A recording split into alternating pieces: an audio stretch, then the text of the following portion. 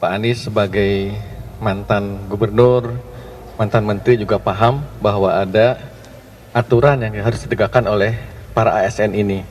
Dan sudah jelas bahwa aturan KPU melarang adanya pelaksanaan yang bersifat seperti kampanye sebelum kampanye. Terbongkar ngibulnya, PJ Gubernur Jabar beberkan kebohongan Anies dan tim, ngaku diintimidasi saat adakan acara, ternyata memang bohong sejak awal. Busuk lu ketahuan. Di mana pertama adalah ada pengajuan permohonan izin. Di situ disampaikan bahwa digunakan untuk diskusi.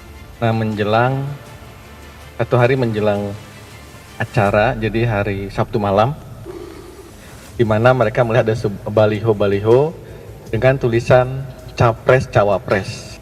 Akibatnya, pertemuan Anies dengan relawan tetap digelar, tapi di luar gedung. Anies bersama rombongannya ikut acara itu dengan duduk lesehan. Hai, selamat datang di channel Redaksi Jurnal bersama JJ. Kegiatan Change Indonesia, relawan Anies Baswedan Muhaimin Iskandar batal digelar dalam Gedung Indonesia Menggugat atau GIM, Jalan Perintis Kemerdekaan Kota Bandung. Kendati demikian, Anies dan relawan tetap menggelar diskusi sambil lesehan di luar gedung. Penutupan gedung itu dilakukan mendadak oleh pihak UPTD Pengelolaan Taman Budaya Jawa Barat di bawah Dinas Kebudayaan dan Pariwisata, disebut PAR Jawa Barat Minggu 7 Oktober malam. Padahal panitia acara mengklaim telah mengantongi izin kegiatan tersebut. Kadis Parbud Jabar Beni Bahtiar mengatakan, gedung bersejarah yang merupakan aset Pemprov Jabar dilarang digunakan untuk kegiatan politik. Beni mengungkapkan, jika gedung itu awalnya dipinjam oleh anggota DPRD Jabar fraksi PKB Yuningsih. Ia berkata, lewat sambungan telepon Minggu 8 Oktober, kini kronologisnya 3 hari sebelum pelaksanaan kegiatan, saya mendapatkan telepon dari Ibu Yuningsih, anggota Komisi 2 fraksi PKB, mengatakan bahwa bisa nggak GIM dipakai. Boleh, Bu. Dipakainya untuk apa? Saya bilang, untuk dialog, untuk perubahan masa depan Indonesia, judulnya gitu kurang lebih. Beni pun lantas berpesan kepada Yuningsih jika GIM dilarang untuk digunakan untuk aktivitas politik. Pelarangan penggunaan GIM untuk kegiatan politik telah diatur dalam Pergub tahun 2017 tentang aset. Dalam surat berkop Poros Anak Muda yang diterima Beni, di dalamnya tidak ada keterangan akan mendatangkan Anies Baswedan. Ia berkata, makanya kami izinkan dan itu pun diizinkannya secara lisan, tidak tertulis dari kami. Tiba-tiba tadi malam saya mendapatkan laporan dari staf di lapangan bahwa ada baliho Anies bersama dengan Caimin di GIM. Otomatis saya menyuruh diturunkanlah baliho tersebut dan di stop kegiatan untuk hari ini.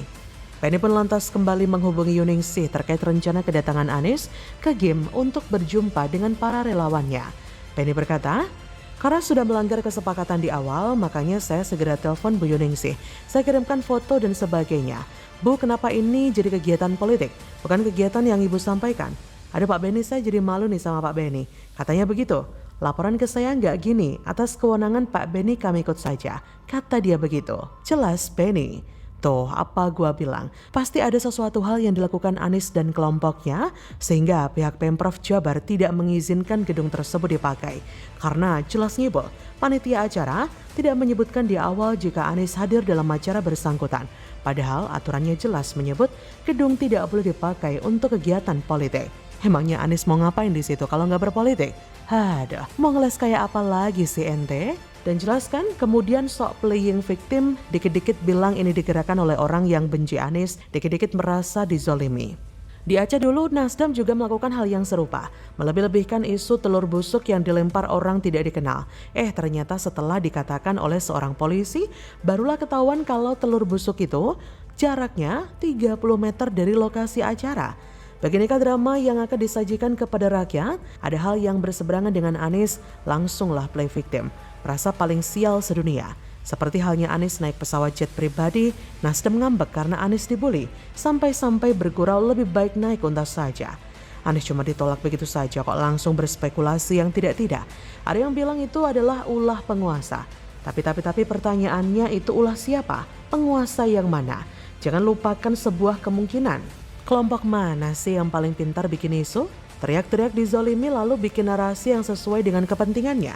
Ingat dong, insiden pelemparan telur busuk itu sudah cukup jadi teaser film loh. Izin di Aceh ditolak, play victim. Kendala di Riau juga play victim. Anies dipermasalahkan naik jet pribadi, play victim. Ada telur busuk, play victim lagi. Lah ini gak boleh pakai gedung Pemprov karena melanggar aturan, lah kok play victim lagi. Lama-lama kok jadi kayak mantan presiden prihatin yang mangkrak ya. Kayaknya sih mau lewati rekornya kali ya. Bagaimana menurut Anda?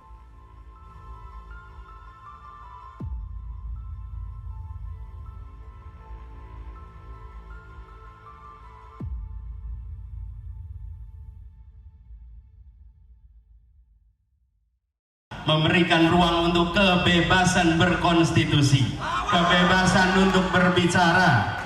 Karena ternyata gedung yang di zaman Belanda pun bisa dipakai, hari ini tidak bisa kita gunakan. Apa artinya? Artinya kita harus lebih teguh bahwa kebebasan berbicara, kesetaraan kesempatan harus dikembalikan di negeri ini. Lagi-lagi ditolak. Acara Anies diboikot, gedung di Bandung disegel gembok. Masyarakat Bandung tolak Anies, auto playing victim lagi. Dan rencananya pun, rapat kerja Change Indonesia itu kami selenggarakan di bagian dalam gedung Indonesia Menggugat. Halo, selamat datang di channel Redaksi Jurnal bersama JJ. Seperti dilansir dari harianterbi.com, bakal Capres Anies Baswedan mengaku tidak dapat menggunakan gedung Indonesia Menggugat di Bandung, Jawa Barat Minggu 8 Oktober. Anies mengatakan, gedung tersebut secara mendadak tidak dapat digunakan untuk acara diskusi yang dihadirinya. Anies mengatakan, karena tidak diizinkan menggunakan gedung tersebut, diskusi pun dilakukan di bagian halaman saja. Pengalaman itu dibagikan Anies di media sosial X melalui akunnya @AniesBaswedan, Senin 9 Oktober 2023. Anies kemudian menuturkan sejarah gedung Indonesia Menggugat yang sedianya akan digunakan. Menurutnya, pada 1930, Soekarno bersama rekannya Gatot Mangkupraja, Maskun, dan Supriya Dinata yang tergabung dalam Perserikatan Nasional Indonesia diadili karena dituduh hendak menggulingkan kekuasaan kolonial Hindia Belanda. Anies menilai kebebasan seluruh warga negara untuk menjalankan hak konstitusi seharusnya tetap dijaga dan dihormati. Tak boleh ada pihak-pihak yang mengganggu warga lain dalam berkegiatan dan bernegara. Kata Anies, hari ini kebebasan seluruh warga negara Indonesia untuk menjalankan hak konstitusi harus tetap dijaga dan dihormati. Inilah esensi mendasar perjuangan kami untuk menghadirkan keadilan, termasuk diantaranya keadilan kesetaraan dalam mengungkapkan pendapat. Dalam unggahannya, mantan Gubernur Jakarta itu juga menyertakan sebuah foto yang menggambarkan situasi pertemuan di halaman gedung Indonesia Menggugat. Ternyata Pemprov Jabar tidak mengizinkan kegiatan diskusi yang menghadirkan Anies Baswedan digelar di bagian dalam gedung Indonesia Menggugat, Kota Bandung. Alhasil, kegiatan digelar lesehan di halaman GIM. Informasi mengenai tak diberikannya izin itu dikabarkan oleh Pemprov Jabar sehari sebelum pelaksanaan. Menanggapi hal itu, Ketua DPD PKS Jabar Harus Wandaru menyayangkan Pemprov Jabar yang mendadak memberitahukan ke panitia bahwa kegiatan itu tidak boleh diadakan di dalam gedung. Ia berkata, kalau misalnya memang gedung milik pemerintah dan nggak boleh dipakai, seharusnya dari awal dong izinnya nggak boleh, berarti nggak ada pembatalan sehari sebelum acara, kata dia melalui sambungan teleponnya. Jika memang gedung tersebut tidak boleh dipakai untuk kegiatan politik, seharusnya Pemprov Jabar memberitahu sejak panitia mengajukan izin. Hal itu guna mencegah adanya isu sentimen politik ke salah satu seorang baca pres. Aduh, ini statement yang bernada play victim ya. Penolakan terhadap Anies itu kan masih dalam tahap wajar. Mengingat catatan kelamnya saat ikut Pilkada Jakarta 2017. Tapi jangan dikit-dikit bilang ini digerakkan oleh orang yang benci Anies dong. Dikit-dikit merasa dizolimi. Di Aceh, Nasdem juga melakukan hal yang sama, melebih-lebihkan isu telur busuk yang dilempar orang tidak dikenal. Ternyata setelah dikatakan oleh seorang polisi, barulah ketahuan kalau telur tersebut jaraknya 30 meter dari tempat acara. Beginikah drama yang akan disajikan kepada rakyat? Ada hal yang berseberangan dengan Anies langsung play victim, merasa paling sial sedunia. Seperti halnya ketika Anies naik pesawat jet pribadi. Nasdem ngambek karena Anies dibully, sampai-sampai bergurau lebih baik naik unta saja. Kalau saya pribadi malah berharap Anies tidak usah ikutan pilpres ya, karena kelompok yang berperan dalam politik kotor ala Pilkada Jakarta akan kembali keluar dari sarangnya.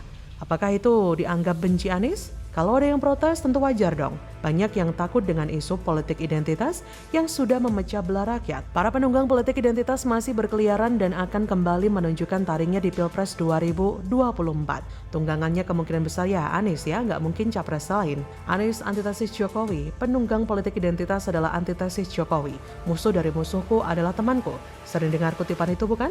Kalau cuma di demo biasa sajalah ya. Lihat tuh Jokowi di demo karena berbagai kebijakan seperti RKUHP, Undang-Undang Omnibus Law, sampai demo rusuh. Jokowi sih biasa saja. Lihat Ahok di demo sampai berjilid-jilid, sudah disidangkan tapi para pembencinya terus mendesak seolah Ahok harus masuk penjara dan tidak peduli bagaimana caranya. Anies cuma ditolak begitu saja kok langsung berspekulasi yang tidak-tidak. Ada yang bilang itu adalah ulah penguasa. Tapi pertanyaannya itu ulah siapa? Penguasa yang mana? Jangan lupakan sebuah kemungkinan. Kelompok mana yang paling pintar bikin isu, teriak dizolimi, lalu bikin narasi yang sesuai kepentingannya. Ingat insiden pelemparan telur busuk ya, itu sudah cukup jadi teaser thriller. Isi di Aceh ditolak play victim, Kendala di Riau juga play victim, Anies dipermasalahkan naik jet pribadi play victim. Ada telur busuk play victim lagi, lama-lama kok jadi kayak mantan presiden prihatin. Kayaknya mau melewati rekornya kali ya. Bagaimana menurut Anda?